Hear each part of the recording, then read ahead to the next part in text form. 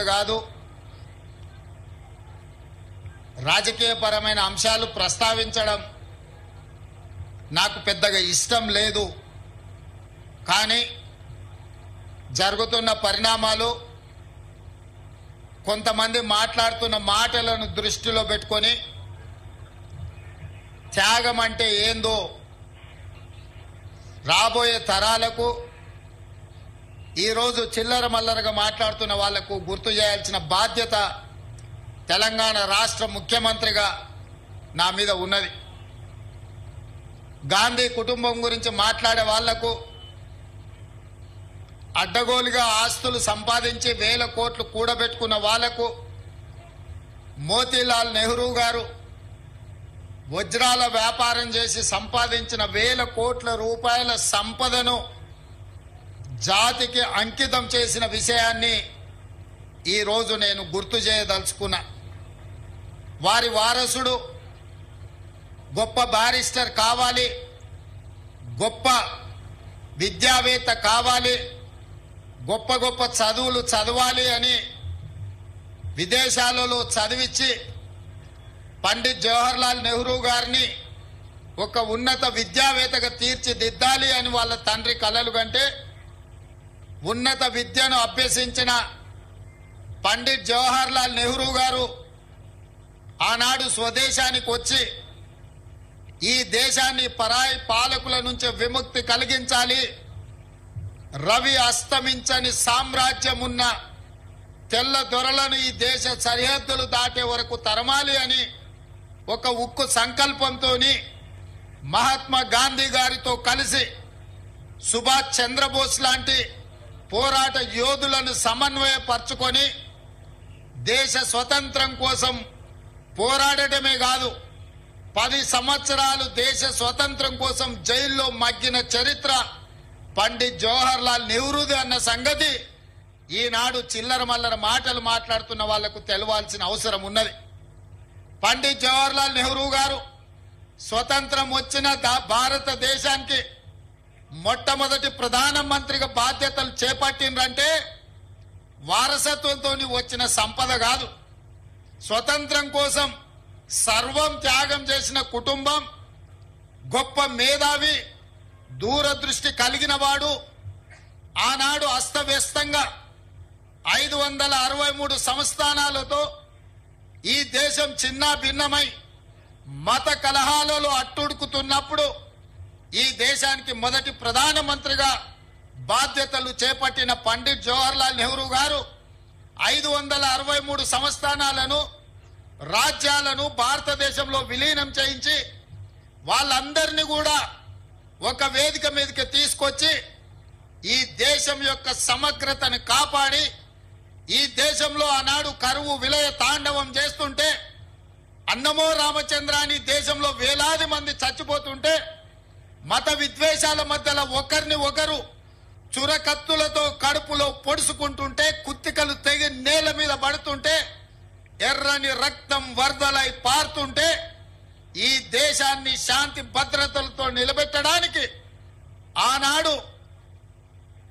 నెహ్రూ గారు ఒక దార్శనికతను ప్రదర్శించి ఈ దేశ మొదటి ప్రధానమంత్రిగా వారు కార్యక్రమాలు చేపట్టడమే కాదు, వారి నేతృత్వంలో సర్దార్ వల్లభాయ్ పటేల్ ని కాంగ్రెస్ పార్టీ ఏఐసిసి అధ్యక్షుడిగా పనిచేసిన సర్దార్ వల్లభాయ్ పటేల్ ని కేంద్ర హోంశాఖ మంత్రిగా నియమించి ఈ దేశంలోనూ శాంతి భద్రతలను కాపాడిన గొప్ప చరిత్ర పండిత్ జవహర్లాల్ నెహ్రూ గారిది.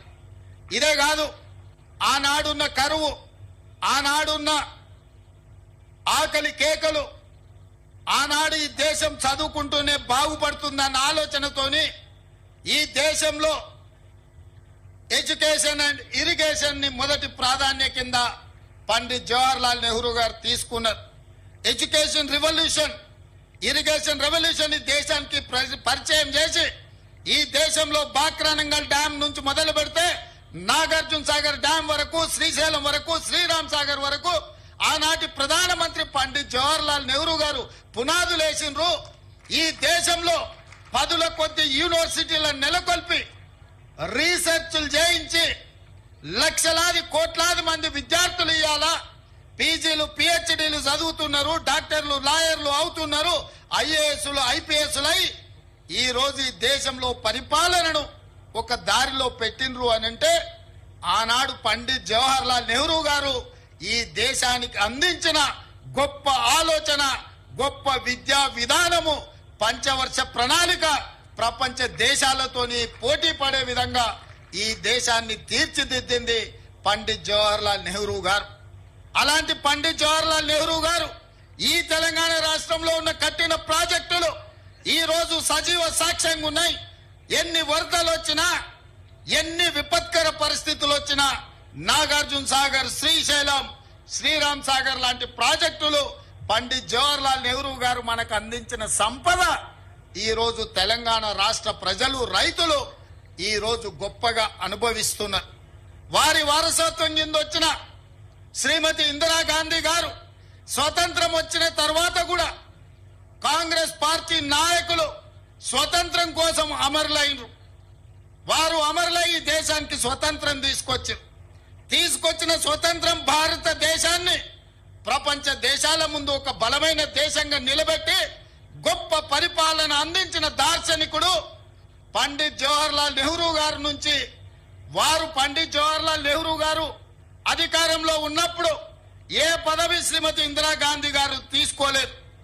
నేను ఎందుకు ఈ మాట చెప్పదలుచుకున్నా అంటే పదే పదే కొంతమంది సన్నాసులు కుటుంబ రాజకీయాల నుంచి వారసత్వ రాజకీయాల గురించి మాట్లాడుతుంటారు. పండిత్ జవహర్ లాల్ నెహ్రూ గారు ప్రధానమంత్రిగా ఉన్నంత కాలం శ్రీమతి ఇందిరాగాంధీ గారు ప్రభుత్వంలో ఏ బాధ్యత తీసుకోలేదు. వారి తర్వాత ప్రధానమంత్రులు మారి ఆ తర్వాత ఇందిరాగాంధీ గారు ఈ దేశానికి ప్రధానమంత్రిగా బాధ్యతలు చేపట్టారు. నేను ఇవాళ అడుగుతున్నా, ఇవాళ దళితులు, గిరిజనులు, ఆదివాసీలు, మైనారిటీలు తమ ఇళ్లల్లో తమ కుటుంబ సభ్యుల ఫోటో ఉన్నా లేకపోయినా ఇందిరమ్మ ఫోటో పెట్టుకొని ఒక దేవతలాగా పూజిస్తున్నారు అంటే బ్యాంకుల జాతీయకరణ చేసింది శ్రీమతి ఇందిరాగాంధీ గారు.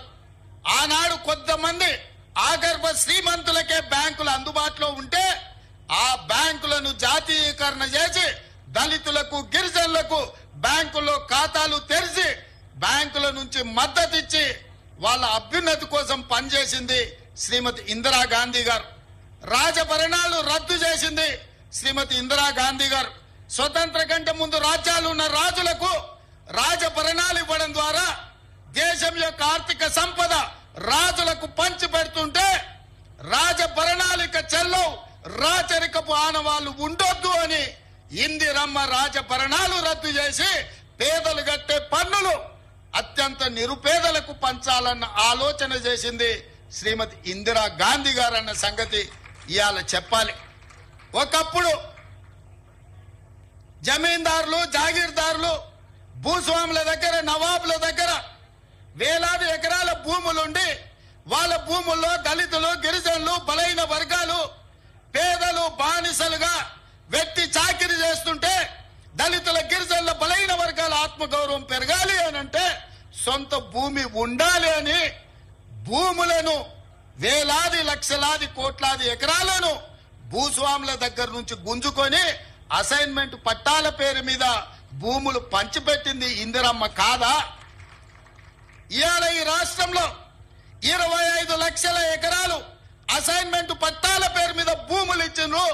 ఇవాళ దళితులు, గిరిజనులు ఆత్మ గౌరవంతో సొంత ఊర్లో, సొంత ఇంట్లో, సొంత భూమిలో దుక్కి దున్నుకొని బుక్కెడు అన్నం తింటుండ్రు అంటే అది ఇందిరమ్మ ఇచ్చిన వరం అన్న సంగతి నేను ఈ రోజు చెప్పదలుచుకున్నా. పూరు గుడిసెలల్లా పేదరికంలో దాపు లేకుండా బతుకుతున్న వాళ్లకు ఇల్లు ఇవ్వాలి, మీ సొంత ఇల్లు ఉండాలి, మీ గ్రామంలో మీరు ఆత్మగౌరవంతో బ్రతకాలి అంటే మీకు సొంత ఇల్లు ఉండాలి అని ఇండ్ల పట్టాలిచ్చి సొంత ఇళ్ళనిచ్చి ఇందిరమ్మ ఇళ్ళని కట్టించింది ఇందిరమ్మ కాదా? ఇవాళ పేదల కోసం అసైన్మెంట్ సీలింగ్ యాక్ట్ తీసుకొచ్చి లక్షలాది ఎకరాల భూములను పేదలకు పంచిండ్రు. పోడు భూములను, పోడు పట్టాలిచ్చి ఆదివాసీలను, గిరిజనులను ఆదుకున్నది. ఇవాళ మా లంబాడే సోదరులు రవీంద్ర నాయక్ ఈడ ఉన్నాడు. లంబాడాలని ఎస్టీలలో చేర్చింది ఇందిరమ్మ కాదా? ఇవాళ ఎస్టీ రిజర్వేషన్లు డాక్టర్లు, లాయర్లు, ఇంజనీర్లై, ప్రజా ప్రతినిధులై, చట్ట సభలలో ఎమ్మెల్యేలు, ఎంపీలు, మంత్రులైన గిరిజన సోదరులారా, లంబాడి మిత్రులారా, ఇవాళ మీ అభ్యున్నతికి కారణం ఇందిరమ్మ కాదా అని నేను అడుగుతున్నా. ఇవాళ ఈ దేశంలో రిజర్వేషన్లు ఇచ్చి రిజర్వేషన్లు తెచ్చింది కాంగ్రెస్ పార్టీ. పండిత్ జవహర్లాల్ నెహ్రూ ఇందిరమ్మ కాదా అని నేను ఈరోజు ఆలోచన చెయ్యమని అంటున్నా. అలాంటి ఇందిరమ్మ ఈ దేశ సమగ్రత కోసం, ఈ దేశ అభ్యున్నతి కోసం, ఈ దేశాన్ని ఉన్నత శిఖరాల వైపు నడిపించడానికి, ఈ దేశంలో వచ్చిన ఉగ్రవాదాన్ని అణచివేస్తే ఇందిరమ్మను పొట్టన పెట్టుకున్నది ఉగ్రవాదులు కాదా? ఈ దేశం కోసం ఆఖరి శ్వాస వరకు, చివరి రక్తపు బొట్టు వరకు త్యాగం చేసింది ఇందిరమ్మ కాదా అని నేను ఈ సన్నాసులను నేను అడగదలుచుకున్నా. వారి వారసత్వంగా రాజకీయాలకు దూరంగా ఉండి పైలట్ గా, ఒక ప్రధానమంత్రి కొడుకుగా కాకుండా ఒక సాంకేతిక నిపుణుడిగా దేశానికే దూరంగా ఉన్న రాజీవ్ గాంధీ ఆనాడు ఇందిరమ్మ మరణం, ఈ దేశానికి నాయకత్వ సమస్య వచ్చినప్పుడు అందరూ, ముఖ్యులందరూ, ఈ దేశ మేధావులందరూ రాజీవ్ గాంధీని దేశానికి రప్పించి ఈ దేశానికి ప్రధానమంత్రిగా బాధ్యతలు తీసుకోమంటే ఆనాడు ఈ దేశ ప్రజల కోసం, 100 కోట్ల జనాభా కోసం ఆనాడు రాజీవ్ గాంధీ ప్రధానమంత్రిగా బాధ్యతలు చేపట్టింది. వారు ప్రధానమంత్రిగా బాధ్యతలు చేపట్టినంత వరకు 21 సంవత్సరాలు ఓటు హక్కు ఉండే. కానీ దేశం యొక్క భవిష్యత్తు యువత చేతుల్లో ఉంది. సమూలమైన మార్పులు రావాలంటే, ప్రపంచంతో పోటీ పడాలంటే 21 ఏళ్లకు ఓటు కాదు, 18 సంవత్సరాలు నిండిన నూనూగు మీసాల యువకులు ఈ దేశ భవిష్యత్తును నిర్ణయించాలి. మీకు ఓటు హక్కు ఇస్తున్నామని రాజ్యాంగాన్ని సవరించి